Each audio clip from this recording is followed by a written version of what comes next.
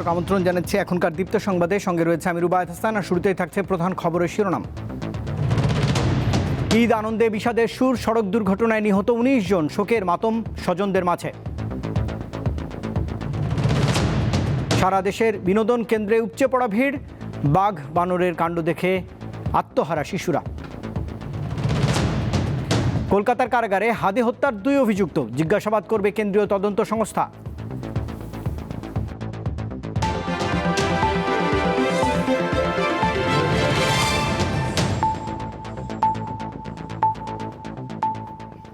এবারে পুরো আয়োজন। ঈদের আনন্দে ছুঁয়ে গেল বিষাদের সুর।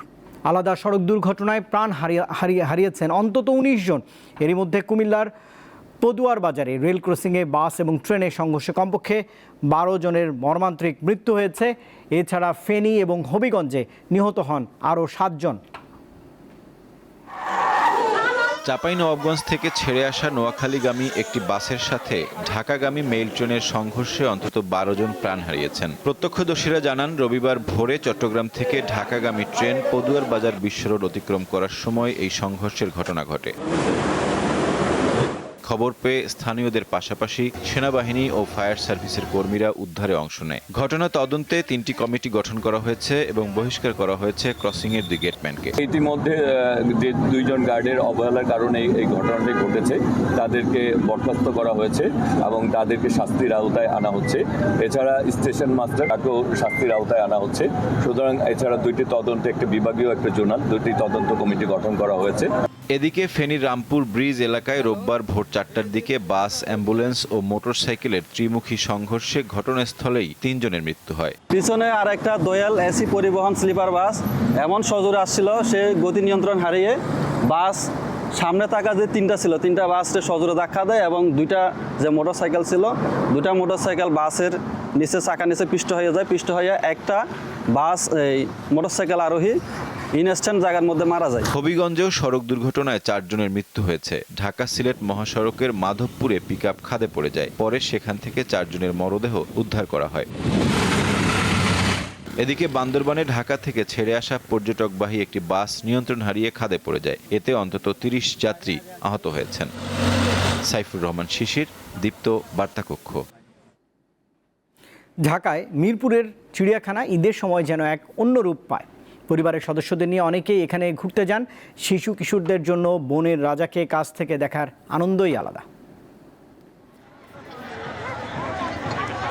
ঈদে বাড়তি আনন্দ যোগ করতে অনেকে ছোটেন মিরপুর জাতীয় চিড়িয়াখানায়। উৎসবের দ্বিতীয় দিনে সকাল থেকেই নামে দর্শনার্থীর ঢল। প্রধান ফটক থেকে শুরু করে টিকিট কাউন্টার, সবখানে শুধু মানুষ। ভেতরে প্রবেশের পর সেই ভিড় ছড়িয়ে পড়ে পশু পাখির খাঁচার চারপাশ। বনের রাজা সিংহ কিংবা রয়্যাল বেঙ্গল টাইগারের গর্জন শোনার অপেক্ষায় ছোট বড় সবাই। ঈদ মানে খুশি, ঈদ মানে আনন্দ। চিড়িয়াখানে এসে আমি ভাগ দিচ্ছি, আমার খুবই ভালো লাগছে। ভালো দেখেছি আর আমার অনেক ভালো লেগেছে। ওই হস্তে দেখছি পাখি আর বক। সুদূর কুমিল্লা থেকে পরিবার নিয়ে এসেছি, ওরা মজা পাচ্ছে, নানান ধরনের প্রাণী দেখছে তারা। প্রিয়জন নিয়ে গাছের ছায়ায় বসে গল্প আর আড্ডায় মেতেছেন অনেকে। নিরাপত্তায় কাজ করছে কর্তৃপক্ষ। পকেট মার অথবা এই জাতীয় যাতে কোনো ঘটনা না ঘটে সেজন্যে আমাদের প্রতিটা খাঁচার সামনে আমাদের আনসার সদস্য আছে, আমাদের অ্যানিম্যাল কেয়ারটেকার আছে, আমাদের অন্যান্য প্রশাসনের যে কর্মকর্তা কর্মচারী তাদেরকে সেখানে নিয়োজিত করা আছে। চিড়িয়াখানায় রয়্যাল বেঙ্গল টাইগার, হাতি, জলহস্তি, জেব্রা ও ওট পাখি সহ ১৩৭ প্রজাতির ৩,৫২৩টি প্রাণী রয়েছে। তীব্র ভিড় উপেক্ষা করে দর্শনার্থীদের এই ঢলই বলে দিচ্ছে যান্ত্রিক জীবনের ক্লান্তি মুছতে বিনোদনের কতটা তৃষ্ণা রয়েছে সাধারণ মানুষের। তবে শুধু পশু দেখায় নয়, চিড়িয়াখানার সার্বিক পরিবেশ ও পরিচ্ছন্নতা রক্ষায় কর্তৃপক্ষের আরও নজরদারি চান দর্শনার্থীরা। হেদায়েতুল্লাহ সীমান্ত, দীপ্ত সংবাদ, ঢাকা। ঈদ উপলক্ষে এবার প্রেক্ষাগৃহে মুক্তি পেয়েছে অন্তত 5টি চলচ্চিত্র। এবারে জানবো সেই বিষয়ে। ঢাকার একটি মাল্টিপ্লেক্স থেকে সরাসরি যুক্ত হয়েছেন সহকর্মী জহিরুল মহসান। মহসান, একটু জানাবেন যে ঈদে মুক্তি পাওয়া সিনেমাগুলোর মধ্যে কোনটির প্রতি দর্শকদের আসলে আগ্রহ বেশি দেখছেন আপনি? রুবায়েত, আপনি যেমনটি বলছিলেন 5টি সিনেমার মধ্যে এবার মুক্তি পেয়েছে প্রিন্স, রাক্ষস, বনলতা এক্সপ্রেস, প্রেসার কুকার এবং দম। এই 5টি সিনেমাতেই আমরা দেখেছি যে দর্শক রয়েছে, অনেক অগ্রিম টিকিট কেটে আজকে সিনেমা দেখতে এসেছেন, গতকালও এসেছিলেন এবং যারা এখানে আসছেন তারা বলছিলেন যে ঈদকে কেন্দ্র করে সিনেমা দেখা তাদের প্রতি বছরই তারা সিনেমা দেখেন এবং অনেকে বলছেন প্রথমবার আসলে অনেকে সিনেমা দেখতে এসেছেন। বেশিরভাগই আমরা দেখেছি পরিবার নিয়ে এখানে সিনেমা দেখতে এসেছেন, অনেকে বন্ধুদের নিয়ে এসেছেন। 5টি সিনেমার মধ্যে আমরা দেখেছি যে প্রত্যেকটি সিনেমার প্রতি দর্শকদের আগ্রহ রয়েছে, কারণ প্রথম ঈদের যে ছুটি রয়েছে মানুষ আসলে টিকিটের স্বল্পতা রয়েছে এবং সেই টিকিটের স্বল্পতার কারণে সবগুলো সিনেমার প্রতি দর্শকদের আকর্ষণ থাকে এবং অনেকে একটি একটি করে সিনেমা দেখতে শুরু করে। আমরা দেখেছি যে দর্শকদের সঙ্গে কথা বলতে যে এই 5টি সিনেমা রয়েছে, এই 5টি সিনেমার মধ্যে দমে অভিনয় করেছেন এবং প্রেসার কুকারে দম এবং বনলতা এক্সপ্রেসে অভিনয় করেছেন অভিনেতা চঞ্চল চৌধুরী। তিনি কিছুক্ষণ আগে এসেছিলেন, তিনি কথা বলেছিলেন তার সিনেমাগুলো নিয়ে। তিনি বলছিলেন যে দর্শকদের সঙ্গে তিনি শুভেচ্ছা বিনিময় করেছেন এবং দর্শকদের সঙ্গে বসে তার সিনেমা দুটি উপভোগ করেছেন। তিনি বেশ স্বাচ্ছন্দ্যেই বলেছেন যে আসলে এই সিনেমাগুলো সামনে আরও দর্শক টানবে এবং আরও আমরা দেখেছি যে দমের যে অভিনয় করেছেন অভিনেত্রী পূজা চিরি, তিনিও আজকে স্টার সিনেপ্লেক্স, আমরা যেখানে রয়েছি পান্থপথের স্টার সিনেপ্লেক্স, সেখানে এসেছেন, তিনিও সাংবাদিকদের সঙ্গে কথা বলেছেন।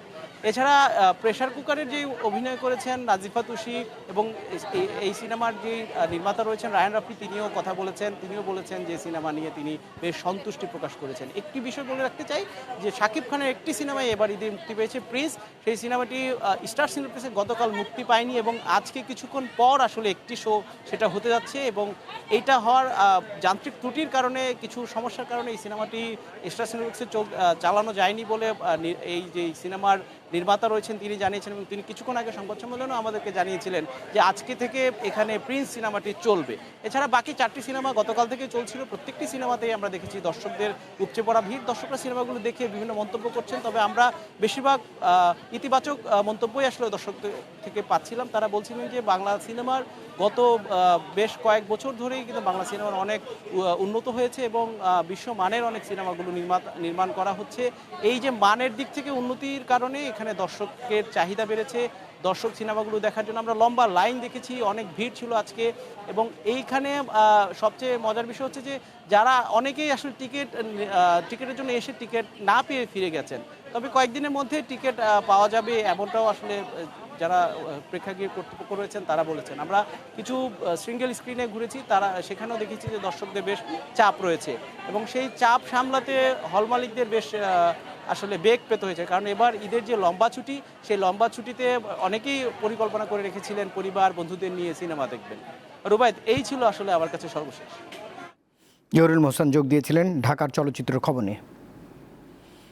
ঢাকার পাশাপাশি দেশের বিভিন্ন প্রান্তের বিনোদন কেন্দ্রগুলোতেও এখন ঢল নেমেছে দর্শনার্থীদের। ব্যস্ত জীবনের অবসরে পরিবারের সদস্যদের নিয়ে আনন্দ উপভোগ করতে বিভিন্ন পার্ক এবং পর্যটন কেন্দ্রে ছুটে যাচ্ছেন অনেকেই। ঈদের দ্বিতীয় দিন সকাল থেকেই দেশের অন্যতম পর্যটন কেন্দ্র কক্সবাজারের সৈকতে ভ্রমণ পিপাসুদের পদচারণায় মুখর হয়ে উঠেছে। সৈকত সংলগ্ন হোটেল মোটেল জনেও পর্যটকদের ব্যাপক উপস্থিতি লক্ষ্য করা গেছে। পাশাপাশি সাগরকন্যা পটুয়াখালীর কুয়াকাটা সৈকতেও পর্যটকদের ভিড় চোখে পড়েছে। দর্শনার্থীদের ভিড় বেড়েছে বাগেরহাটের ৬০ গম্বুজ মসজিদেও। বিশ্ব ঐতিহ্যের অংশ এই মসজিদের নান্দনিক স্থাপত্য আর প্রাচীন ইতিহাস কাছ থেকে দেখতে ছুটে যাচ্ছেন ভ্রমণ পিপাসুরা। এছাড়া ভিড় রয়েছে লক্ষ্মীপুরের শিশু পার্ক বিভিন্ন বিনোদন কেন্দ্রে। এই যে সমুদ্রের ঢেউ, স্বচ্ছ পানি, এত মানুষের সমাগম ঈদকে আরো আনন্দিত করেছে, সমৃদ্ধ করেছে। আমার বাসা হচ্ছে ঢাকা, আমি এখানে আসছি ঈদের উপলক্ষে ফ্যামিলি নিয়ে ঘুরতে। ৬০ গম্বুজ মসজিদ আমি আগে অনেকবার আসছি, ১-২বার আসা হয়েছে, কিন্তু এই ফার্স্ট আমি আমার ফ্যামিলি নিয়ে আসছি সবার সাথে ঘুরতে। বেড়াতে আসলাম ঈদের ছুটিতে, খুবই ভালো লাগছে। আর আমরা এই কিছুক্ষণ আগে আসলাম, এখন সাগর পাড়ে কিছুক্ষণ সময় কাটিয়ে বিভিন্ন জায়গায় ঘুরবো, ঘুরে তারপরে আমরা সূর্যাস্ত দেখে চলে যাব। দর্শক, এই মুহূর্তের খবর জানাতে চাই, ঈদের দ্বিতীয় দিনের এই সন্ধ্যায় রাজধানীর পার্ক এবং উন্মুক্ত স্থানগুলোতে ঘুরে বেড়াচ্ছেন রাজধানীবাসী। এই বিষয়ে আরও জানাতে যোগ দিয়েছেন সহকর্মী সানজিদা প্লাবনী। উন্মুক্ত স্থানগুলোয় যারা ঘুরতে এসেছেন তাদের নিরাপত্তার বিষয়টি কেমন দেখছেন, আর সব মিলিয়ে ঢাকাবাসীর ঈদের যে উদযাপন সে নিয়ে কিছু বলবেন।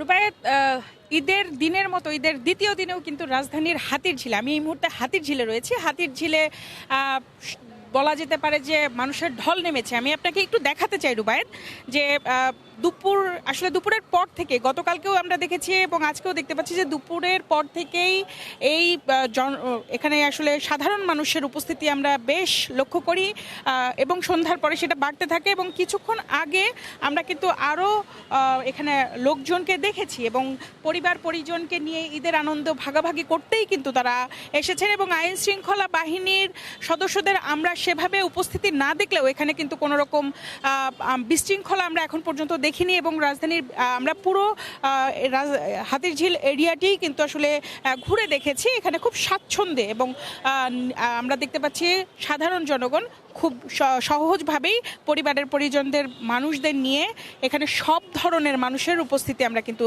লক্ষ্য করছি। রুবায়েত, আমি আপনাকে আরও একটি জিনিস জানিয়ে রাখছি যে এখানে আসলে রাজধানীর যে এই আশেপাশের এলাকা থেকে এখানে আসছেন তা কিন্তু না, হাতিরঝিলে কিন্তু রাজধানীর আশেপাশের এরিয়া থেকেও কিন্তু আমরা এখানে মানুষের উপস্থিতি দেখেছি এবং আমরা তাদের সাথে কথা বলেছি। তারা বলছে যে কর্মব্যস্ত জীবনে আসলে ঈদের ছুটিটা তারা কাজে লাগানোর জন্য বা বন্ধুদের সাথে আসলে ঘোরার জন্য কিন্তু তারা এই দিনটিকে আসলে বেছে নিয়েছেন এবং তারা ঘুরছেন এবং তারা পরিবার বন্ধু বান্ধব সবাইকে নিয়েই কিন্তু আসলে এই দিনগুলো উদযাপন করছেন এবং উপভোগ করছেন। আমি আপনাকে আরও একটি বিষয় জানিয়ে রাখি, এখানে কিন্তু আমরা যে পানির যে নৌকাগুলি দেখেছি, ইঞ্জিন চালিত নৌকাগুলি দেখেছি, সেখানেও কিন্তু মানুষ খুব স্বাচ্ছন্দ্যে ঘুরে বেড়াচ্ছে। এবং আমরা এখানে পাশাপাশি আরও একটি জিনিস দেখেছি, এখানে ফুলের দোকান বা অন্যান্য খেলনা বেলুনও কিন্তু আসলে এখানে বিক্রি হচ্ছে এবং এই রাজধানীবাসী কিন্তু তারা এই আনন্দটা আসলে উপভোগ করছেন এবং এই আনন্দ উপভোগ করতে তারা আরও বেশ কিছু সময় এখানে থাকবেন বলেও কিন্তু তারা আমাদেরকে জানিয়েছেন। রুবায়েত, রাজধানীর হাতিরঝিল থেকে এই ছিল আমার কাছে সর্বশেষ তথ্য। সঞ্জিদা প্লাবনী যোগ দিয়েছিলেন রাজধানী থেকে। ভারতে আটক ফয়সাল করিম মাসুদ ওরফে রাহুল এবং আলমগীর হোসেনের 14 দিনের রিমান্ড শেষে কারাগারে পাঠিয়েছে কলকাতার একটি আদালত। বাংলাদেশে ইনকিলাব মঞ্চের মুখপাত্র শরীফ ওসমান হাদি হত্যা মামলায় অন্যতম অভিযুক্ত হলেন এই দুজন। গত 8 মার্চ ফয়সাল এবং আলমগীরকে বাংলাদেশ সীমান্ত লাগোয়া পশ্চিমবঙ্গের উত্তর 24 পরগনা জেলার বনগাঁ এলাকা থেকে গ্রেপ্তার করে পুলিশের বিশেষ একটি টাস্ক ফোর্স। রিমান্ড শেষে রবিবার সকালে তাদের উত্তর 24 পরগনা জেলার বিধাননগর মহকুমা আদালতে উপস্থাপন করা হয়। শুনানি শেষে বিচারক দুজনকেই কারাগারে পাঠানোর নির্দেশনা দেন। একই সঙ্গে ফয়সাল এবং আলমগীরকে কারাগারে গিয়ে জিজ্ঞাসাবাদের জন্য ভারতের কেন্দ্রীয় তদন্ত সংস্থা এনআইএর আবেদন মঞ্জুর করেছে এই আদালত। প্রধানমন্ত্রীর উপদেষ্টা পরিচয়ে প্রতারণার অভিযোগে আরিফ মঈনুদ্দিন নামের এক ব্যক্তিকে গ্রেপ্তার করেছে পুলিশ। তার কাছ থেকে প্রধানমন্ত্রীর উপদেষ্টা পরিচয়ে মিথ্যা প্রজ্ঞাপন, প্রধানমন্ত্রীর ছবি সংবলিত ভিজিটিং কার্ড এবং 2টো মোবাইল ফোন জব্দ করা হয়েছে। শনিবার গভীর রাতে কক্সবাজারের চকরিয়া থেকে ঢাকার গোয়েন্দা পুলিশ এবং কক্সবাজার জেলা পুলিশের যৌথ দল অভিযান চালিয়ে আরিফ মঈনুদ্দিনকে গ্রেপ্তার করে। রবিবার রাজধানীর মিন্টু রোডে ঢাকা মহানগর পুলিশের মিডিয়া সেন্টারে আয়োজিত সংবাদ ব্রিফিংয়ে এসব তথ্য জানানো হয়েছে। গম কল্যাণ ট্রাস্ট এটা সাহায্য করার নামে বিভিন্ন জনের কাছ থেকে আর্থিক সুবিধা বা চাঁদা চাচ্ছে। এছাড়া সে একইভাবে নিজেকে প্রতিমন্ত্রীর দাবি করে দুদকের কাছে চিঠি লিখেছে। সে বাংলাদেশ ব্যাংকে চিঠি লিখেছে তাকে 1000 কোটি টাকা লোন দেওয়া। তার মোবাইল প্রাথমিকভাবে যাচাই বাছাই করে আমরা অসংখ্য প্রতারণা নিয়ে পেয়েছি। 1971 সালে মহান মুক্তিযুদ্ধে বাংলাদেশে সংঘটিত গণহত্যার স্বীকৃতির দাবিতে যুক্তরাষ্ট্রের প্রতিনিধি পরিষদে একটি প্রস্তাব উত্থাপন করা হয়েছে। এতে ব্যাপক হত্যাকাণ্ড, ধর্ষণ ও বাস্তুচ্যুতির মতো নৃশংসতার কথা উল্লেখ করে অপরাধীদের জবাবদিহির আওতায় আনা এবং ধর্মীয় সংখ্যালঘুদের সুরক্ষার আহ্বান জানানো হয়। স্থানীয় সময় শুক্রবার এই প্রস্তাব উত্থাপন করেন পরিষদের সদস্য গ্রেগ ল্যান্ডসম্যান। প্রস্তাবটি বৈদেশিক সম্পর্ক বিষয়ক কমিটির কাছে পাঠানো হয়েছে। প্রস্তাবে বলা হচ্ছে 1971 সালের 25 মার্চ রাতে পাকিস্তান সরকার শেখ মুজিবুর রহমানকে কারাবন্দী করে এবং পাকিস্তানি সামরিক বাহিনী উগ্র ইসলামপন্থী দলগুলোর সহায়তায় তৎকালীন পূর্ব পাকিস্তানের অপারেশন সার্চলাইট নামে দমন অভিযান শুরু করে। অভিযানের আওতায় বেসামরিক নাগরিকদের উপর ব্যাপক হত্যাকাণ্ড চালানো হয়। এই নৃশংসতায় নিহত ব্যক্তির সংখ্যা নিয়ে বিভিন্ন অনুমান থাকলেও সবচেয়ে নির্ভরযোগ্য তথ্য অনুযায়ী কয়েক লাখ পর্যন্ত তা। এছাড়া 2 লাখের বেশি নারী ধর্ষণের শিকার হয়েছিলেন এবং সামাজিক গ্লানির কারণে তাদের প্রকৃত সংখ্যা সম্ভবত কখনো জানা যাবে না এবং ভুক্তভোগীদের নাম স্মরণ করা হবে না। হরমুজ প্রণালী খুলে দিতে ইরানকে 48 ঘন্টার আলটিমেটাম দিয়েছেন যুক্তরাষ্ট্রের প্রেসিডেন্ট ডোনাল্ড ট্রাম্প। অন্যথায় ইরানের বিদ্যুৎ কেন্দ্রগুলোতে হামলা চালানোর হুমকি দিয়েছেন এই প্রেসিডেন্ট। শনিবার সামাজিক যোগাযোগ মাধ্যম ট্রুথ সোশ্যালে এই হুমকি দেন মার্কিন প্রেসিডেন্ট।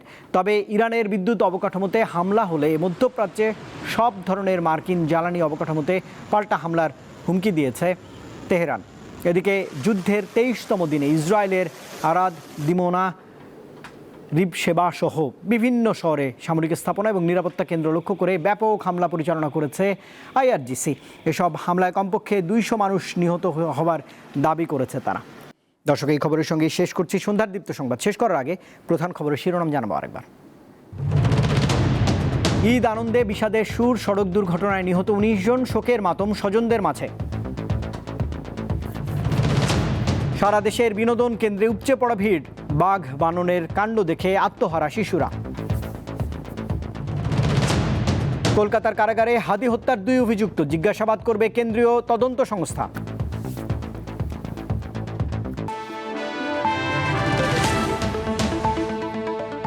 দর্শক, এই ছিল এখনকার মতো। আমাদের পরের আয়োজন রাত 11টার দীপ্ত সংবাদ দেখার আমন্ত্রণ রইল। এতক্ষণ সঙ্গে থাকবার জন্য ধন্যবাদ সবাইকে।